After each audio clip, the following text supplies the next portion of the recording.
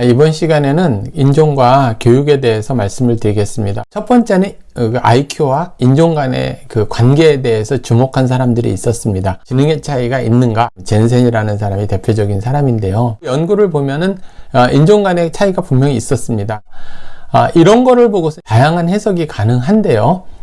첫 번째는 인종 간 지능의 차이가 있다, 이렇게 볼 수도 있고요. 다른 한편으로는 환경 요인 때문에 이러한 결과들이 나타난다, 이렇게 볼 수 있는 거죠. 그런데 우리가 주목해야 될 부분은 그 지능 검사를 할 때 환경 변이를 완전히 제어하기는 현실적으로 쉽지가 않습니다. 또 그리고요, 언어를 매개로 지능 검사를 하지 않습니까? 그러니까 언어를 매개로 한다는 것은 언어를 구사할 수 있는 나이가 한 4, 5세 돼야지 최소한 글을 쓴다든지 아니면 최소한 커뮤니케이션, 말을 표현할 수 있을 때 지능검사가 가능하기 때문에 4, 5세가 이미 되면은 환경 변이 상당히 많이 이미 주죠.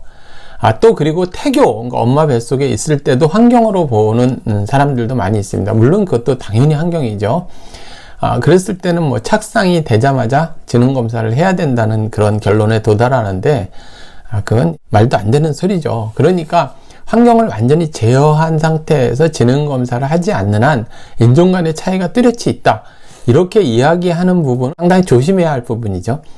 더군다나 어느 특정 인종이 지능이 떨어지고 어느 특정 인종이 상당히 우월하다라는 것은 인종차별에 상당히 이용당할 수 있고, 과거에 인종학살이나 인종차별, 그리고 제국주의 시대 때 지배의 논리, 침략의 논리로 이용되었기 때문에 이러한 부분에 대해서는 그렇게 크게 부각하지 않는 것이 좋겠다, 이런 생각들을 많이 하게 됐습니다. 그러면서 자연스럽게요, 그 다음에는 경제적인 차이라든지 또 문화실조 이런 쪽으로 넘어갑니다. 중산층 이상 자녀들은 학교에서 성공할 수밖에 없는 문화적 자본, 경제적 자본을 가지고 있고, 가난한 학생들은 그렇지 못하다. 그런데 인종적으로 보면은 유색 인종들이 훨씬 더 가난한 위치에 있기 때문에 학교에서 성공하지 못한다. 그것이 이제 그 재생산 이론이죠. 경제적 재생산 이론, 문화적 재생산 이론이고요. 문화실조 이론, 큰 차이는 나지 않습니다. 모든 부분에 있어서 유색인종들이 좀 결핍돼 있고 가난하고 또 문화적 자본이 적고, 그러니까 학교에서 성공하기가 상당히 어렵다. 그런 것을 이제 그 문화실조 이론이라고 이야기를 합니다. 이제 선생님이 되었을 때 어떤 학생들이 학교에서 학업 성적이 떨어지거나 학교에서 말을 잘 듣지 않으면 생활기록부를 보면서 지능을 보고, 또 그 환경조사서를 보고 부모가 어떤가, 또 환경이 어떤가, 이런 걸 주로 보겠죠. 그 전까지는 주로 이제 그렇게 주목을 했다고 보면 됩니다.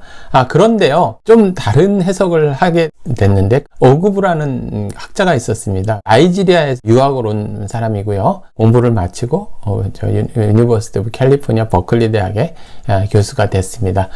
이분이 주목한 것은 이제 소수민족을 이렇게 관찰을 해보니까, 질적 연구요. 여러분들 에스노그래피로 질적 연구로 관찰을 하다 보니까 소수민족 간의 집단 간의 차이가 있다라는 것을 주목하기 시작을 했습니다. 그러니까 자발적으로 이민을 자기가 선택해서 온 사람들은요, 그 이민 온 나라에서의 기회 구조가 열려 있다고 보는 겁니다. 반면에요, 자기가 선택하지 않고서 태어나니까 소수민족이 된 사람들은 그 사회의 기회 구조를 믿지 않는다, 이런 것을 주목하기 시작했습니다. 이를테면 그 한국이나 홍콩이나 이런 데서 자기가 선택을 해서 왔다, 그래서 인종차별을 만나거나 아니면 여러 가지 영어의 어려움, 이런 걸 만나면 나는 이것을 어떻게 해서든 극복을 하고 뛰어넘어야 되겠다, 그래서 노력을 하는 반면에, 이 기존에 있었던, 그러니까 태어나자마자 이제 소수민족이 된 미국의 흑인, 또 아니면 네이티브 아메리칸, 우리는 인디안이라고 알죠. 이런 사람들은 세대 간에 이렇게 아무리 노력을 해도 내가 올라갈 수 있는 것은 한계가 있다. 그래서 노력하는 그 정도가 달라진다고 보는 것입니다. 그래서 한쪽은 성공을 결국은 하는 사람이 많아지고, 한쪽은 그냥 거부하게 되는 기회구조를, 그러니까 능력의 차이가 아니라 기회구조를 보는 눈에 따라서 한쪽은 계속 노력을 하고 한쪽은 그것 자체를 거부하는 거죠. 성공을 거부하는 거죠. 이걸 문화 차이론이라고 합니다. 또는 포크스열이라고 합니다. 그러면서 이제 이런 이론을 만들었는데, 그 제자들도 굉장히 많습니다. 그 제자들도 많아서 이렇게 기회 구조를 어떻게 보느냐, 그리고 실제 그 나라의 기회 구조가 어떻게 얼만큼 열려 있느냐에 대해서 학업 성취가 굉장히 차이가 난다라는 것을 실증적으로 많이 밝혀내긴 했습니다. 맞는 부분도 있지만 또 비판도 받습니다. 무엇이냐면 여기는 너무 집단 간의 이렇게 그 결정주의라고 그러나요? 너무 집단으로 모든 걸 설명한다. 개인차가 존재하는데 같은 아시안, 같은 동양계에 있어서도 학교에 성공하는 사람도 있고 실패하는 사람도 있고 기회구조를 믿는 사람도 있고 미회구조를 믿지 않는 사람도 있는데 뭐 동양계는 뭐 믿고 또 일반 흑인이나 히스패닉은 믿지 않는다. 이런 거는 너무 지나친 문화적 결정주의다. 이제 이런 비판을 하는 거죠.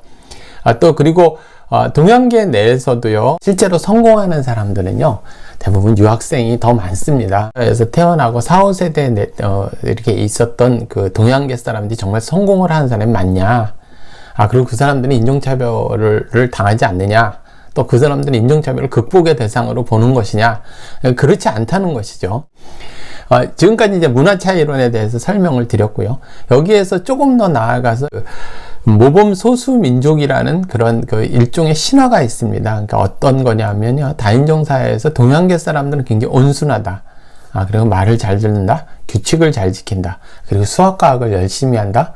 이민을 와서 굉장히 열심히 노력을 한다. 학교와 직장에서, 일터에서 열심히 일한다. 그래서 새로운 아메리칸 드림을 이렇게 찾는 사람들이다. 프론티어 정신, 개척 정신을 대표하는 사람들, 뭐 이렇게 칭찬을 하기도 합니다. 그런데 이것도 사실상은 현실하고 맞지 않습니다. 많은 동양계 사람들, 이민자들이 미국에 와가지고 4, 5세대 내려가면서 인종차별을 굉장히 많이 당했거든요. 그리고 그 사람들이 학교나 뭐 직장에서 성공하는 것도 아닙니다. 뭐 특별하게 많이 성공하는 것도 아니고요. 또 뭐 한국계나 뭐 인도계나 뭐 이런 사람들, 중국계가 와가지고 열심히 수학과학을 열심히 하는 이유는요, 수학과학을 해야 혼자 할 수 있는 직업을 선택할 수 있는 거죠. 인종차별을 극복하기 위해서. 그러니까 뭐 교수라든지 또 의사, 뭐 또 이공계 연구원들, 이런 것들이 아무래도 정치나 경제 영역보다는 인종차별이 덜하기 때문에 그것을 극복하기 위해서 수학과학을 열심히 하는 것을 보고서 동양계 사람들, 또 인도 사람들은 수학과학을 잘한다. 그리고 원래 잘하는 사람이 또 이민을 오거나 아니 유학을 온 거죠. 그렇게 치면은 왜 노벨 뭐 물리학상이라든지 저 유명한 수학자들이 뭐 한국 사람들이 일본, 뭐 중국, 뭐 인도 사람이 많이 나오지 않고 백인이 많이 나왔을까요? 그러니까 일종의 스테레오 타이핑이죠. 또 거기서 위험한 것은 그걸 가지고서, 그 결과를 가지고 동양계 사람들은 이렇게 와서 열심히 노력을 해서 성공하는데 흑인이나 히스패닉들은 너희들은 뭐 하는 거냐? 이렇게 이용당하는 거죠. 그런 걸 보고서 미국에 이민 가거나 다인종 사회에 가서 우쭐하거나 다른 인종을 차별하면 안 되는 바보짓입니다. 그런 맥락을 아시기 바랍니다. 그리고 현재 같은 경우에 있어서는 또 이렇게 많은 시간이 지나고 나서 인종 간의 편견, 그런 차별, 이러한 부분이 많이 없어지고요. 오히려 요즘은 그 PC라고 그러죠. 그것이 이제 좌파 이념에 변형된 형태인데, 겉으로 보기에는 굉장히 그럴듯한데, 그래서 오히려 백인 남성들이 오히려 위축되면서 할 말도 못하는 그런 측면도 이제 최근에는 뭐 2000년대 넘어서는 발생을 합니다. 결론적으로 제가 말씀을 드리는 거는 뭐냐면, 어떤 인종을 대해서 이렇게 편견을 갖거나 차별을 하면 안 됩니다. 역으로요, 역차별도 마찬가지입니다. 과거에 이렇게 차별의 역사가 있었다고 그래서 차별을 하던 사람의 후손들 역차별해서도 안 되는 것입니다. 그리고 이 공존의 개념으로 봐야죠. 뭐 예를 들어서 좌파 페미니스트들이 남자를 적대시하거나 이렇게 타도의 대상으로 본다면 안 되는 거죠. 그럼 이 지구상에 있는 모든 남자들을 다 제거하면 되겠네요. 그러면 뭐 지구는 존속할 수 있을까요? 그러한 접근 방법이 아니라 공존의 방식이 중요한 거죠. 그러니까 차별도 안 좋고 역차별도 좋지 않습니다. 그 평등의 관점이나 인권의 관점으로 해서 서로 성장할 수 있는, 그러니까 성숙한 사회가 돼야 되는 거죠. 그러니까 어떤 특정한 스테레오타이핑을 갖는 것이 아니고 또 어떤 부분에 대해서 편견을 갖는 것도 아니고요. 과거에 대한 부분은 분명히 차별의 역사라든지 이런 거는 억압의 역사는 분명히 알고 있어야 하지만 그것을 이용해서 현재 어떤 그 기득권을 유지하려고 그러나 역차별로 이용하려고 그러나 정치적으로 이용하려고 그러거나 어떤 이데올로기로 이용하려는 것도 있어서는 안 되고요. 그러니까 사람들이 좀 깨어 있어야 하는 겁니다. 그러니까 상당히 성숙하고 개방적이고 또 사려가 깊고 그러한 속에서 다양한 사회 그리고 더 나은 사회 그런 사회를 만들어 나갈 수 있는 거죠.